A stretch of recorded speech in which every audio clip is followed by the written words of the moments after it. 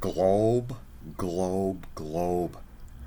A very good morning to you all. As always, Jane and I wish you well.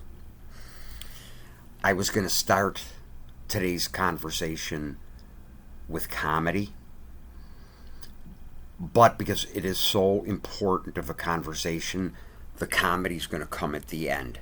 So stay tuned. Hopefully you can Bear with us. open your attention spans. You wanted to talk about... Oh, okay. First, we're going to start with the reason why I believe that the entirety of the Buffalo, New York FBI field office is corrupt. Remember, I told you already, I worked for New Wave Energy for about 3 years. In 2018, the office moved from 434 Delaware to 410 Main Street in downtown Buffalo, New York. At that time, New Wave Energy hired an office manager. Listen to the name. Her name was Lisa Stanek. Now, That's a very popular name in Western New New York. Windows and doors. Anyways, early winter of 2018, end of November, maybe early December, I parked 3 blocks away from the offices where the company had my parking spot. So it was on Ellicott. The office is on Main Street.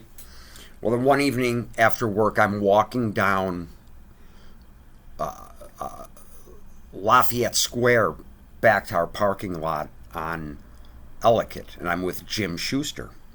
And we're talking, at that time I had no idea about what this was. We had no idea what was happening what this or was why. And what was going on. So we get in the parking lot, and he gets into a charcoal gray, one of those newer Camaros that are engineered to look like a 1969 Camaro. I said, "Oh man, you got a new car." He said, "No, this is Lisa Stanek's boyfriend. He's an FBI agent. He works for the FBI." So we're leaving the parking lot. Schuster's spinning the wheels of this car out the parking lot and down Ellicott. Whatever. At that time, I didn't even think anything about it. But I've went to the FBI in Buffalo, New York twice. After we went to Pittsburgh. Because we knew something was wrong in New York State. When no matter what agency we went to, right, we didn't get any help. No resolution. It stinks here. Stinks. Not only is the air polluted where it stinks, but it stinks. So, with all of that, and then the second time we went to the FBI office in Buffalo, New York, we're sitting up there. They wouldn't let us bring our phones in. No so phones we could for show proof. them our proof. Nothing. But the one guy, dark goatee, olive skin, so he had darker skin tone, tells Jane and I that I guess you're going to have to leave the country. I bring this up because this man, he makes his living off of people that pay taxes. So he works for the us. people that pay taxes. Because we pay, thought. And at that time I paid taxes, so I was helping pay this guy's salary. And then for all of this is way too much fall to on happen. Deaf ears, and for all this to happen, and it included the legal profession. But before we get to the legal end of it,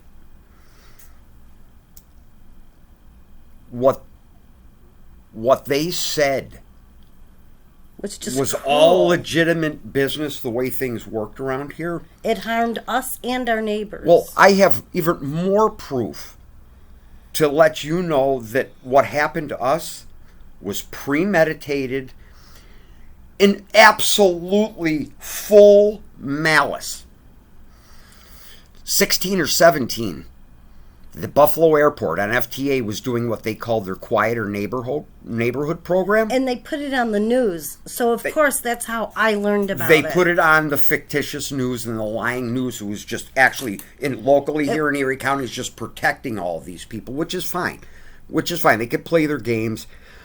But this is how you know that this was maliciously done, this was premeditated, and with full malice, is that those people from the airport told us, you're not entitled to windows. You're not affected. You are not affected by the airport noise. So, see, if we would have got our windows, so be it. This is life, But it had nothing to do with the airport. When they told us that you don't qualify because you're not affected by the airport noise, there's something wrong. There, you have a major problem. But then, because we thought, wow, this is really weird, Jane contacted the FAA. I've contacted everyone, if you couldn't tell. The FAA, and we can dig up the email and we can do all that. I'm not playing that game anymore. I'm just letting people know why this was done purposely to us. The FAA basically said to Jane, what are you talking about? Goring Avenue is not affected by the airport noise. There's and nothing. as soon as that was the response we got back from them, we didn't understand how in-depth this was and how many tens of thousands of people were involved in it at that time. But we looked at each other and we were like, oh my gosh, they're dumping this shit. We couldn't even hear one another talk outside. They're dumping it was this so crap bad. on us on purpose by telling us that we don't qualify to be protected from the airport noise because we or don't. The pollution. Because we don't qualify. You think about it, when they're on the tarmac working, they have full protection to what they've exposed us to. And so in the United States, this is the judicial and the legal system. Now, what's even better is we're getting into the lawyers now. You think about the foster care system and what they did there. They forced me out at 17. On the nose, I had my own apartment and was going to school and working. So it wasn't like I was irresponsible. I had a plan, and I was deviated from that plan for a reason. And then you add my workman's comp with Lego. The fact that I bought a house that somehow was taken away by my ex-husband by fraud. Then you talk about the Social Security and Siegel, Keller, Heron, Kahn, and them shorting money to me. And then finally, years later, almost 10 years later, admitting it and giving me half of it back. But in their letter stating that we don't claim to. We claim not to. No harm here. No foul. We didn't do a thing wrong, and we're not admitting to it. So Globe, because you were told that we're just crazy, we're not crazy. Jane beat their law firm at their games, trying to harm her. She beat them. With all the I proof. got half the money back. And they gave us half the back, and that's fine. I thought it was better than nothing. Because you know what? These cowards and these criminals have to look at themselves in the mirror. We can look at ourselves in the mirror. And the fact that my Social Security money was deposited into my mother and father-in-law's account. The Kish's account. How? When you're given a deposit ticket. Well, I wrote down my routing number and account number. So it had nothing to do with names, but that's what the game they played at the bank was. Is that, oh, we made a mistake. We'd seen the name Kish. Right. Whatever. I had to go to the bank and straighten it out, and it took me hours to do their job. Yep. Then you add my divorce, the fact that they put the wrong Social Security number on. For Joe Kish on the divorce documents. So if she didn't know his Social Security number, she wouldn't even have got her half the pension that she's entitled to.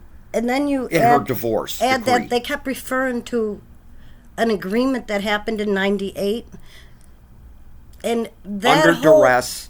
The whole thing with an agreement was between Joe and I, and it was forced on me. We broke up. He told me, in order to find myself, go put yourself in the hospital. and see if you can find out who you are. Da da da da da da da da. He set it all up. It was a setup. Those documents don't count. The doctor at the hospital told me that if I didn't get away from that man, that he would end up killing me. This is what a doctor said to me. Doctor. He sent me into such fright I couldn't believe. So she was left with her choices: fight or flight. And I was safer to flee. Flee. So that's all explained about why these people are telling you that Jane Kedron is crazy. And then you add... Now let's go the legal fraud that was committed against me. The PMI here. I hired a lawyer. His name was Don Perla. I paid the guy to look out for my interests. And he didn't. They financed our premiums and then charged us monthly for our annual premium. So as I see it, Wells Fargo and these people owe me thousands of dollars. And a lot of these doctors, just on that. A lot of these lawyers have doctors in the family. These people are nonsense. And they're all connected. I don't care what anyone says. I had C. diff and was so sick, and I can post the picture again. I don't even know. I mean, I look 100 times better, older, than I did when I was 10 years ago, because I was under a doctor's care, and I was slowly dying away from what they were doing to me. What she looked like under a doctor's care is a crime. We have our Erie County executive, Mark Pollenkars, talking about bullying, talking about suicides and how we want to help people. But when some people ask for help, they don't get it.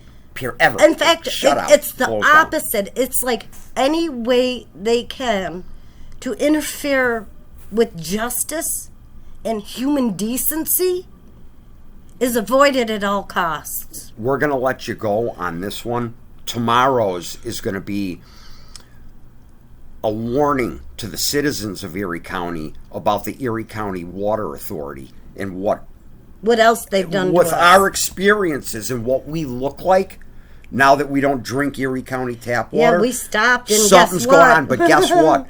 I'll tell you that story tomorrow, and I'm going to leave you with 2 pieces of comedy before I go. It's been my observation that even the slums of Moscow are nicer than the entirety of New York City. And then number 2, Globe, here's one for you for some audience participation. Do you think Erie County, New York District Attorney John Flynn and Mayor of Buffalo, New York, Byron Brown, do their makeup together? Love you, Globe. Take care, everybody. Out. Peace.